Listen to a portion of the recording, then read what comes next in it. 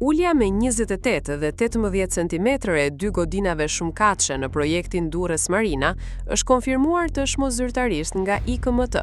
Sipas verifikimeve në terren, objekti 02 me 8 kate mbi tokë është ulur 28 cm, ndërsa objekti 04 me 10 kate ka pësuar ulje prej 18 cm. Ekspertë të ndërtimit dyshojnë se problemi lidhet me projektimin e gabuar të themelit. Zona ku po ndërtohet marina ka nën tokë ranore dhe përmbajtje organike, çka e bën terrenin të paqëndrueshëm. Në kushte të tilla, specialistët thonë se duhej përdorur përforcimi posaçëm me pilota të inklinuar, por kjo mund të jetë neglizhuar gjatë projektimit dhe ndërtimit.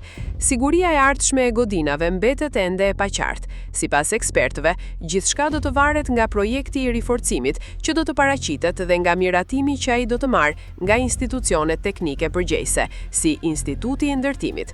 Nëse përforcimet nuk konsiderohen të mjendshme, e ardhmja e objekteve mbetet në dyshim.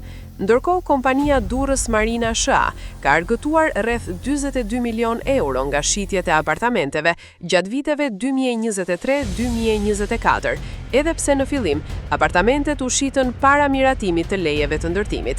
Çmimet në zonë janë rritur ndjeshëm, duke arritur deri në 3.000 euro për metër katror, ndërsa debatet mbi sigurinë e investimit po shtohen.